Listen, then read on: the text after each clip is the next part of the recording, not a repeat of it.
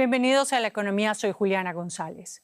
Wall Street cierra en rojo en esta jornada ante las declaraciones de Trump, que no descarta una recesión por cuenta de los aranceles. Este lunes, por ejemplo, entraron en vigor los aranceles que China impuso a varios productos estadounidenses como respuesta a los que impuso la administración Trump. Concretamente, los gravámenes de entre un 10 y un 15% afectarán a productos como la carne de vacuno, las aves de corral y los cereales. China también suspenderá las importaciones de soya de 3 empresas estadounidenses y las compras de madera en bruto. La medida de Pekín es la respuesta al arancel general del 10% a todos los productos chinos en febrero, que después aumentaría hasta el 20% la semana pasada.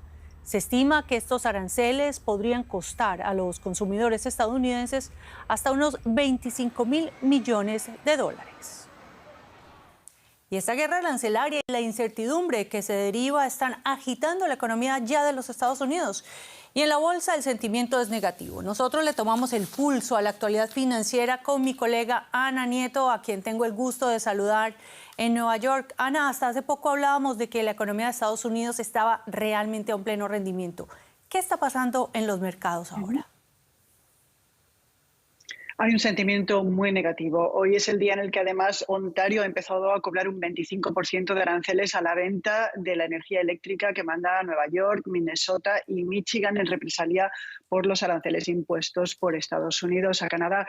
Hoy el desplome de los mercados ha sido épico, el peor en 2 años por los temores que hay a una posible recesión. El Dow ha llegado a perder 1.100 puntos para cerrar al final con el 2% de caída. El S&P 500, que es el índice favorito de los inversores, también ha caído un 2,7% y el Nasdaq ha profundizado en la corrección a la que llegó el viernes con una caída del 4%.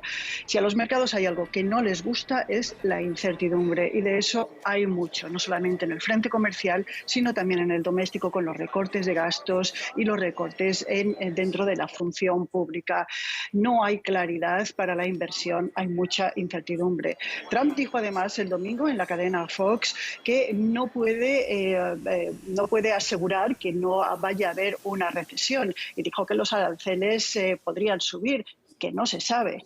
Scott Bessent, su secretario del Tesoro, dijo que podría haber una cierta desintoxicación de la economía, porque se quiere pasar de una economía en la que participe mucho el Estado a una en la que no.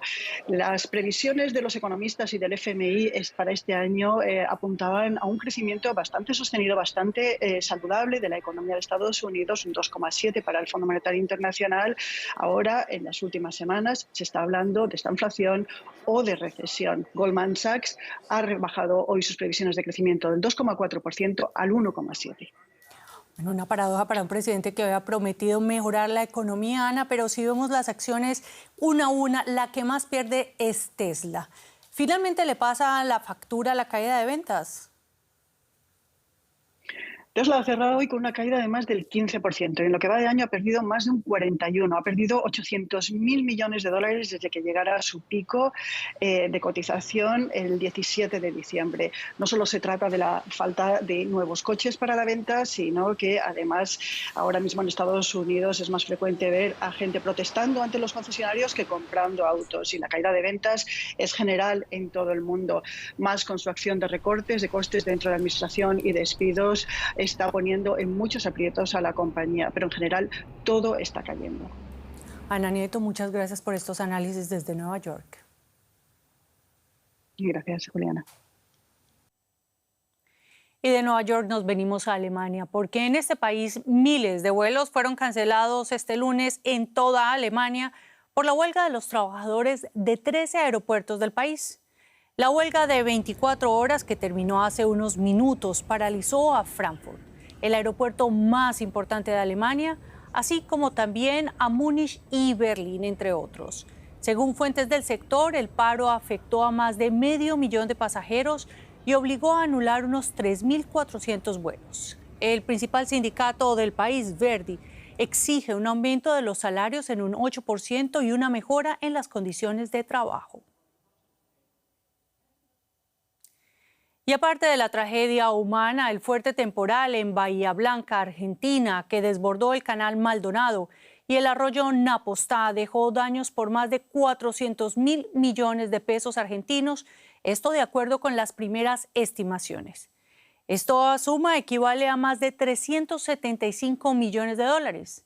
El gobierno del presidente Javier Milei ofreció un paquete inicial de ayudas de 10.000 millones de pesos para reparar daños en la infraestructura. Gran parte de los puentes se destruyeron. Este lunes se logró restituir el 55% de la energía y se trabaja en recuperar las antenas de telecomunicaciones. Los colegios permanecerán cerrados hasta el martes.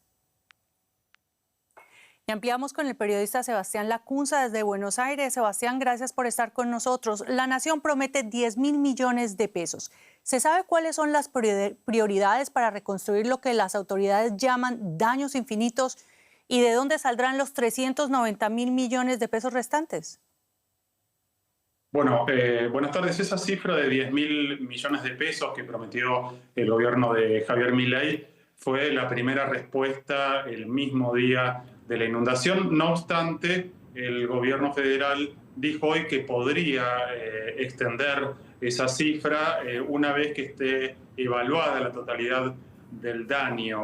Por otra parte, la provincia de Buenos Aires también ha comprometido una serie de aportes para que tengamos una idea de qué dimensiones estamos hablando. Esos 10.000 millones de pesos, que son unos 10 millones de euros o dólares, son solamente la mitad de lo que necesitaría el hospital de Bahía Blanca para ser reconstruido, el hospital central de la ciudad, el Hospital Pena.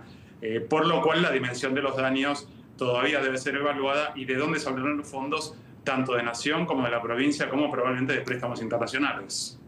Sebastián, pero estamos hablando de una región donde la industria petroquímica es el sector de mayor incidencia de la economía, pero también la exportación de maíz. ¿Cuáles son los impactos en ambos sectores que deja esta inundación?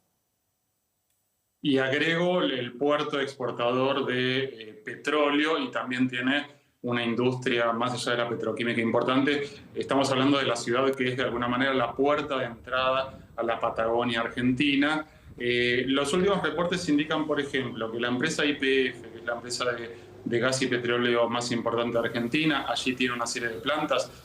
Su caso nos sirve como ejemplo para saber qué está funcionando y qué no. La refinería de petróleo y puerto exportador de petróleo está funcionando. Una planta que separa líquidos de gas está paralizada. Está funcionando la planta Mega. Y Profértil, que es una planta de producción de fertilizantes, está totalmente paralizado. Es decir, tanto el polo petroquímico como otros componentes económicos están en este momento viendo daños, trabajando muy parcialmente. El factor central es que allí hay una planta procesadora de gas que abastece a las industrias y a los domicilios. Y esa planta ha sido arrasada, está en la localidad de Cerri, muy próxima a la ciudad de Bahía Blanca. Entonces, por eso están por volver a poner esa planta en funcionamiento para que alcance a todo el resto de la actividad económica. Sebastián Lacunza desde Buenos Aires, muchas gracias por estos análisis y hasta una pronta oportunidad. Y el Catatumbo, en la frontera entre Colombia y Venezuela, enfrenta una grave crisis por la violencia de los grupos armados y el narcotráfico. Ante esta situación, el gobierno colombiano lanzó un plan de transformación social y económica que busca erradicar cultivos ilícitos y promover alternativas agrícolas. Mientras la región sigue golpeada por la violencia, sus habitantes esperan que estas medidas traigan seguridad y estabilidad. El Catatumbo, una región fronteriza entre Colombia y Venezuela, enfrenta una grave crisis debido a la violencia guerrillera y el narcotráfico.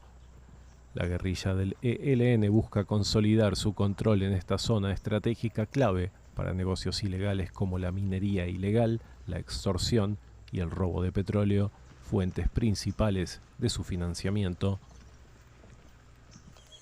La violencia ha estado presente durante mucho tiempo y pues ha afectado a toda la población en sí. Muchas personas ya lo ven como normalizado en donde no debería ser así. Con el objetivo de frenar esta espiral de violencia, el presidente colombiano Gustavo Petro ha anunciado un plan de transformación social y económica para la región.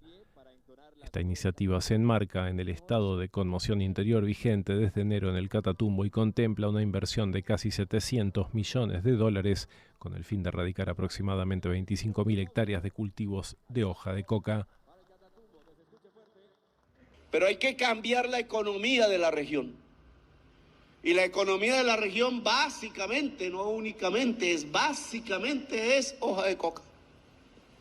Hablo de Tibú y hablo de otras zonas del Catatumbo. Pues eso es lo que tenemos que cambiar. Y el gobierno está dispuesto. No va a ser impuesto, ojo. No venimos a quemar el rancho y a quemar el cultivo, no. Venimos a acordar las condiciones. El mandatario explicó además que este plan se complementa con otras medidas vigentes en la región, donde la ofensiva del ELN desde mediados de enero ha dejado un saldo de decenas de muertos y más de 55.000 desplazados según cifras oficiales. Se escuchan bombazos en la noche y no se puede dormir de manera tranquila. En el comercio, muchos comercios han tenido que cerrar, mucha gente ha tenido que irse, las clases no se dan con normalidad. Los trabajos, hemos perdido demasiados trabajos debido al conflicto, demasiadas vidas porque hemos perdido vidas. El conflicto nos ha afectado en todos los sectores y de todas las maneras. El plan del gobierno colombiano incluye pagos por erradicación voluntaria de cultivos de coca, titulación de tierras, proyectos de sustitución, comercialización de productos agrícolas y la construcción de una carretera que conecte a la región con el resto del país. Los pagos mensuales durante un año por erradicación voluntaria serán de 1.280.000 pesos colombianos, unos $310, lo que equivale al 90% del salario mínimo mensual vigente en Colombia. Y así llegamos al final de la economía. Gracias por elegirnos y nos vemos en la siguiente emisión.